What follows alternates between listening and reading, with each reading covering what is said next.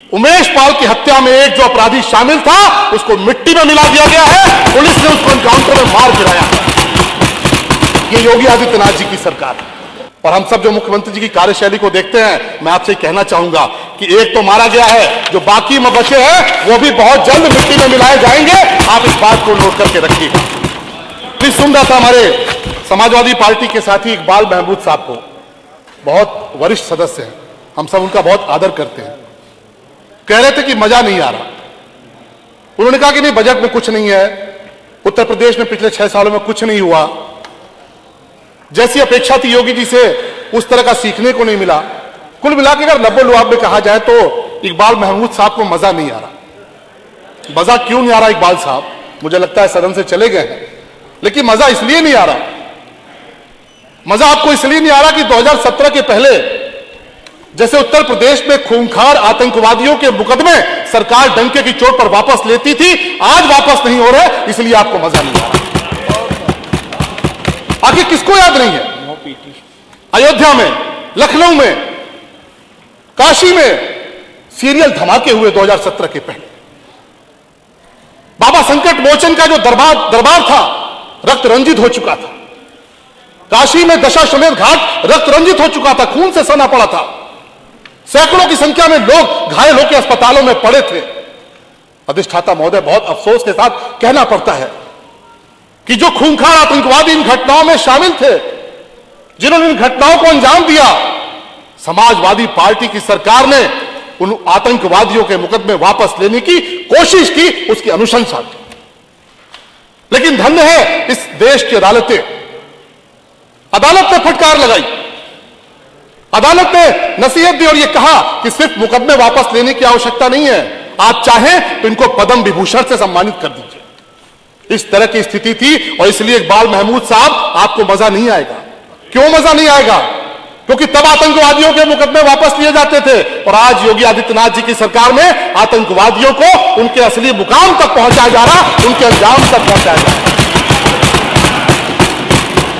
और इसलिए मैंने देखा 2 दिन पूर्व जब एक दुर्भाग्यपूर्ण घटना प्रयागराज में हुई थी, माननीय मुख्यमंत्री जी अपना संबोधन देने आए थे और कैसे विपक्ष के हमारे साथी उन पर टूट पड़े थे, उन पर टूट पड़े थे, उन पर हमलावर थे, कह रहे थे कैसे हुआ, क्या हुआ।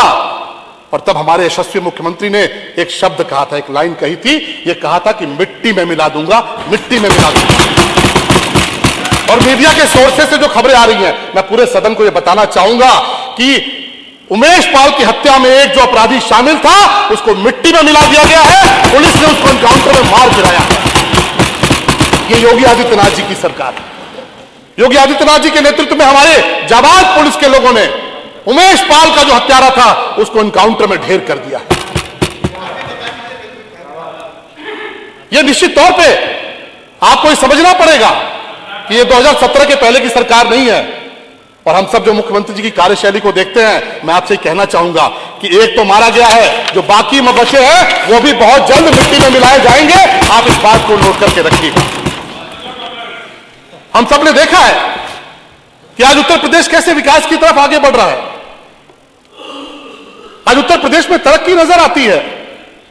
ये जो बजट माननीय मुख्यमंत्री जी के नेतृत्व में, माननीय प्रधानमंत्री जी के नेतृत्व में हमारे वित्त मंत्री जी लेकर आए हैं, यह बजट गरीबों को समर्पित है, यह बजट किसानों को समर्पित है, यह बजट हमारी माताओं बहनों को समर्पित है, यह बजट नौजवानों को समर्पित है। हमें तो वो क्षण याद आता है कि जब 2017 में माननीय मुख्यमंत्री जी ने काम संभाला था, काम संभालने के बाद जब सरकार का खजाना देखा तो पता चला कि नहीं, खजाना तो खाली है, सरकार के पास पैसा नहीं है। प्रतिबद्धता लेकर आए थे, संकल्प लेकर आए थे भारतीय जनता पार्टी के लोग कि नहीं, हम विकास करेंगे, हम विकास को लेकर आगे बढ़ेंगे। लेकिन बहुत बड़ी चुनौती थी कि खजाना 2017 के पहले जो सरकार थी उसने किस तरह से खर्च किया मुझे बताने की आवश्यकता नहीं है। गाड़ियों पर पैसा खर्च होता था, काफिलों पर पैसा खर्च होता था, आलीशान मकानों पर पैसा खर्च होता था। और मुख्यमंत्री जी के सामने सबसे बड़ी चुनौती थी कि कैसे गांव, गरीब, किसान, नौजवान तक विकास की योजनाओं को लेकर पहुंचे। और ऐसे वक्त में, उस वक्त में मुख्यमंत्री जी ने तय किया कि नहीं, शुरुआत खुद से होनी चाहिए, आरंभ खुद से होना चाहिए। और हम सबको गौरव होता है कि मुख्यमंत्री जी ने सबसे पहला काम किया कि जब अधिकारी उनके सामने फाइलें लेकर गए और कहा कि साहब आप मुख्यमंत्री बने, आपके लिए भी नई गाड़ी आनी चाहिए। मुख्यमंत्री जी ने पूछा क्यों आनी चाहिए? बोले परंपरा रही है, इसके पहले जो जो सरकारें आई हैं, जो जो मुख्यमंत्री आए हैं, उनके लिए नई नई गाड़ियां आती रही हैं। आप भी मुख्यमंत्री हैं, आपकी सुरक्षा की बात है, नई गाड़ी आनी चाहिए। मुख्यमंत्री जी ने पूछा कि इसके पहले की गाड़ी कब आई थी? बोले 4-5 साल पहले आई थी। मुख्यमंत्री जी ने फाइल उठाकर फेंकी और बोले हमारे काफिले में जितनी गाड़ियां हैं उनको आधा कर दो, ये पैसा सरकार की जनता की सेवा में लगा दो, जनता के चरणों में लगा दो। वीवीआईपी कल्चर खत्म किया।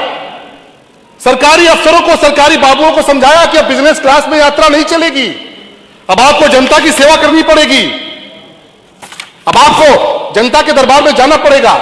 जो अफसर 2017 के पहले बिजनेस क्लास में घूमते थे, उनको इकोनॉमी क्लास और ट्रेन की यात्रा पर लाने का काम माननीय मुख्यमंत्री जी ने किया। और खजाना कैसे खाली था? अधिष्ठाता महोदय, खजाना कैसे खाली था? जरा कल्पना करिए। आदरणीय मनीष जी ने, आदरणीय संजय जी ने पूरा ठाका रखा, मैं उस पर नहीं जाऊंगा, कि जरा कल्पना करिए कि जो गरीबों का राशन था वो कहां जाता था? वो गरीबों का राशन गरीबों की थाली में नहीं जाता था, राशन माफिया के घर तक जाता था। आबकारी का जो टैक्स था, जो खनन का टैक्स था, आबकारी का टैक्स और खनन का टैक्स सरकार के खजाने में नहीं जाकर आबकारी माफिया के घर में जाता था, खनन माफिया के घर में जाता था, उनके राजनीतिक आकाओं तक जाता था। और मुख्यमंत्री जी ने जो निर्णय लिए, मुख्यमंत्री जी ने जो शुरुआत की, उसी का परिणाम है कि आज जो राशन है, आज जो अनाज है, वो गरीब की थाली में जा रहा है और आबकारी और खनन का टैक्स जनता के खजाने में जा रहा है। ईमानदारी से काम हो रहा है। महबूब अली साहब, आपको मजा नहीं आएगा, और आपको मजा इसलिए भी नहीं आएगा कि 2017 से पहले आपने हमारे आराध्य को टेंट के भीतर रखा हुआ था। टेंट के भीतर रखा हुआ था। भगवान राम टेंट के भीतर रहते थे, और जब बारिश में पानी पानी टपकता था, जब संत महात्मा कहते थे कि टेंट बदलने दीजिए, तो आपकी सरकार महीनों तक टेंट बदलने का आदेश नहीं देती थी। आज भगवान राम का भव्य मंदिर बन रहा है और करोड़ों की संख्या में दीपक जलते हैं, आपको मजा नहीं आएगा, आपको मजा नहीं आएगा। आपने भगवान श्री कृष्ण को कैद करके रखा हुआ था। माननीय सदस्य, भगवान 8 मिनट हो गया। माननीय सदस्य सलमणि जी, 8 मिनट हो गया। चाहता महोदय, 1 मिनट अभी बात समाप्त करूंगा। भगवान श्री कृष्ण की बात है, भगवान राम का तो मंदिर बन रहा है। भगवान श्री कृष्ण का जो दरबार था, उसको आपने कैद करके रखा था। वहां पर तमाम तरह की दुर्व्यवस्था थी, अराजकता थी। आज वहां पर मुख्यमंत्री जी जाते हैं, होली का आयोजन होता है, भगवान राम कृष्ण का भी मंदिर सजकर तैयार है, आपको मजा नहीं आएगा। निश्चित तौर पर देखिए सदस्यों की भावना क्या है कि राम मंदिर तो बन रहा है, मथुरा की बारी है। मैं आपसे कहना समाप्त करें माननीय सदस्य, समाप्त करें। मैं आपसे कहना चाहूंगा, मैं देवरिया से आता हूं, देवरिया की पूज्य जनता ने मुझे आशीर्वाद देकर भेजा है। हमारे देवरिया में मेडिकल कॉलेज बनकर तैयार हो गया है। शहीद रामचंद्र प्रजापति जी का जो स्मारक है, सज धज कर तैयार है। स्टेडियम बहुत खूबसूरत हो रहा है, और मुझे पूरी उम्मीद है कि माननीय मुख्यमंत्री जी का आशीर्वाद जिस तरह से रहता है, माननीय मुख्यमंत्री जी विकास को लेकर जिस तरह प्रतिबद्ध है, देवरिया की, हमारी देवरिया शहर की जनता को बहुत जल्द रिंग रोड भी मिलेगा और एक शानदार बस डिपो, बस स्टैंड भी मिलेगा। आप सब यहां पर इकट्ठा हुए, हम सब यहां एकत्र हैं। बहुत जल्द ये होली का अवसर आने वाला है। मेरी तरफ से आप सभी को होली की अग्रिम शुभकामनाएं। बहुत बहुत धन्यवाद, बहुत बहुत आभार।